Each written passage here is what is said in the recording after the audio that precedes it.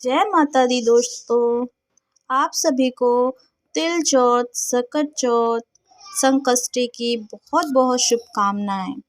तो आज है तिल चौथ, जिसको हम कहते हैं सकट चौथ, संकष्टी भी बोलते हैं। आज इसका व्रत है और हम अब पूजा करने जा रहे हैं।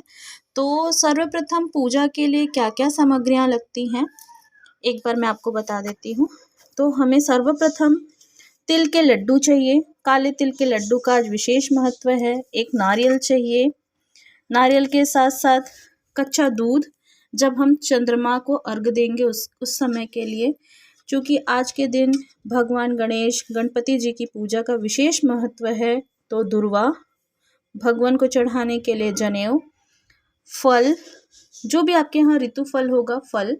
मेरे यहाँ आज कोई था नहीं, क्योंकि मेरे हस्बैंड की तबीयत ठीक नहीं है, तो मैं ऋतु फल नहीं मंगा पाई हूँ। हाँ, नारियल था। श्रीफल का भी एक अपना सबसे महत्व है, उनका भी श्रीफल का। अगर आपके पास कोई भी ऋतु फल ना हो तो सबसे उच्च फल अपना ये है श्रीफल। तो श्रीफल मैंने चढ़ाया, इसके लिए रखी हूँ श्रीफल। और साफ पानी चाहिए, कलावा चाहिए, भगवान को अर्पित करने के लिए एक वस्त्र चाहिए, फल फूल, ये तो मैंने आपको बता दिया। जो आपके पास है, उपलब्ध है, आपके पास जो भी उपलब्ध है, बस अच्छे सच्ची भावना और अच्छे श्रद्धा मन से पूजा करें। भगवान उसमें ही प्रसन्न होते हैं। जरूरी नहीं है कि हमारे पास सारी चीज़ें उपलब्ध हों। अगर उपलब्ध हो गई तो बहुत अच्छी बात है, और नहीं हुई तो ज़रूरी नहीं है। आप अपने मन में शंका मत लाइएगा बिल्कुल भी कि मेरे पास ये चीज़ नहीं है, अब मैं कैसे करूं।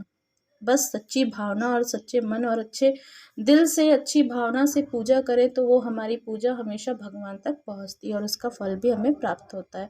तो ये तो हो गई सामग्री। एक लोटे में साफ जल, ये तो हम हमेशा रखते हैं एक पूजन में। ये हो गई अपनी आरती की छोटी सी थाली तैयार की हूँ मैं। घी का दीपक रहता है। और हमारे यहाँ, आपके यहाँ जैसे भी होती होगी पूजा, सब अपने अपने देश प्रदेश प्रांत के हिसाब से अलग अलग पूजा होती है। तौर तरीके रीति रिवाज अलग होते हैं, पर हमारे यहाँ तिल का पहाड़ बनाया जाता है। ये तिल का पहाड़ है, जिसको हम बकरा भी बोलते हैं। और ये एक कहानी है इसके ऊपर। तो लास्ट में इसकी पूजा करने के बाद अपने बच्चे से इसको कटाया जाता है सिक्के से। तो मैंने ये भी तैयार कर लिया है। अब हम करेंगे पूजा। तो सर्वप्रथम हम गणपति बप्पा को स्नान कराएंगे। तो बप्पा का सबसे पहले स्नान कराएंगे, पहले साफ गंगा जल से, और इसके बाद हम कच्चे दूध से बप्पा का स्नान कराएंगे। ओम गण गणपतये नमः, ओम गण गणपतये नमः, ओम गण गणपतये नमः, ओम गण गणपतये नमः, ओम गण गणपतये नमः, ओम गण गणपतये नमः, ओम गण गणपतये नमः, ओम गण गणपतये नमः। जय बप्पा की, जय माता दी। तो आज है सकट चौथ, जिसे हम संकष्टी कहते हैं।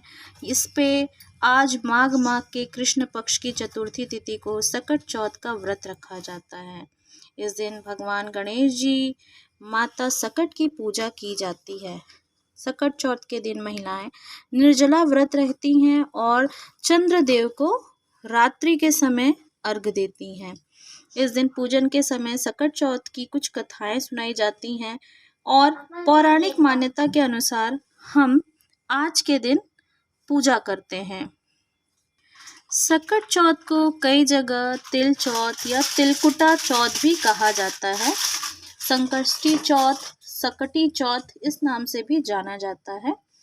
इस दिन महिलाएं निर्जला व्रत रहती हैं और चंद्रमा देव को अर्घ देती हैं। माताएं अपनी संतान की लंबी उम्र के लिए, अच्छी सेहत के लिए, जीवन में सुख समृद्धि के लिए, लंबी उम्र की कामना के लिए, और अपने पुत्र को, उनकी संतान को किसी भी प्रकार की परेशानी जीवन में ना हो, अच्छे से उनका जीवन यापन हो सके, इस चीज़ के लिए माता संकटा से और भगवान गणेश जी से प्रार्थना करती हैं। और इस प्रार्थना के साथ जो नियम बताए गए हैं उसके अनुसार पूजा व्रत करती हैं। सकट चौथ के दिन तिल और गुड़ के बकरे भी बनाए जाते हैं।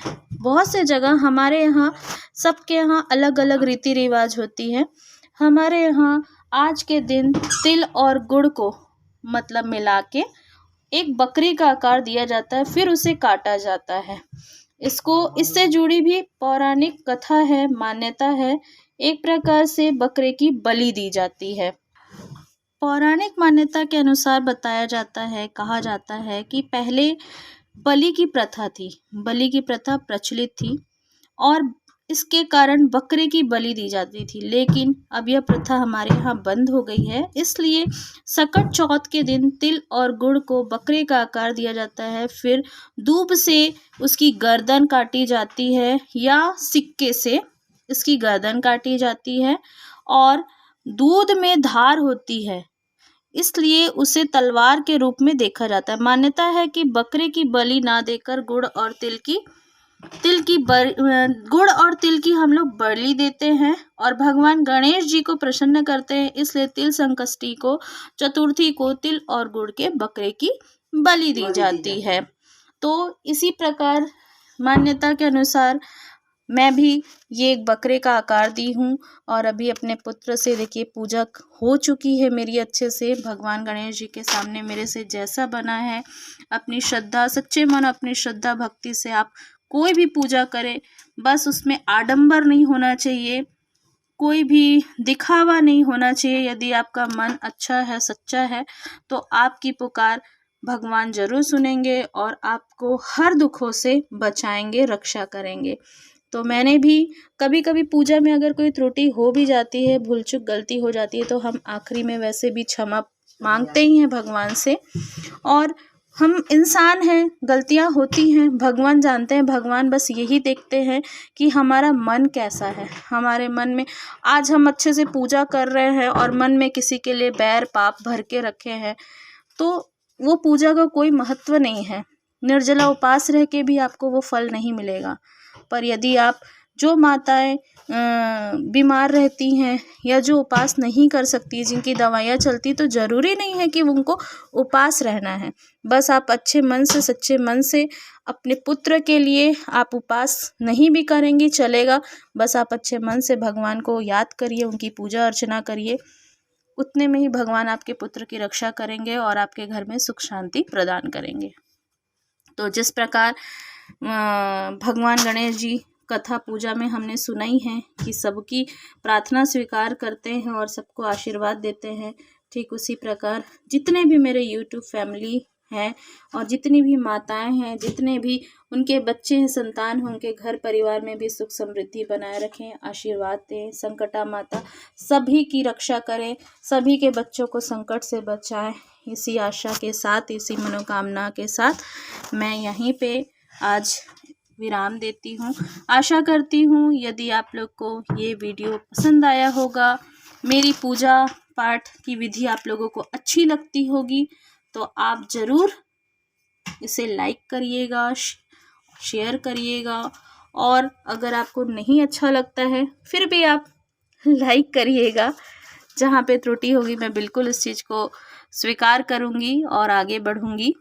तो तब तक के लिए जय माता दी।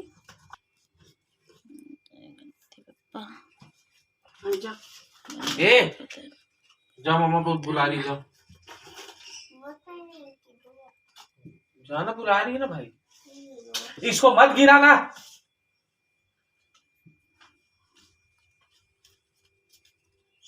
ढिठरो, बुठरो, गुलठो,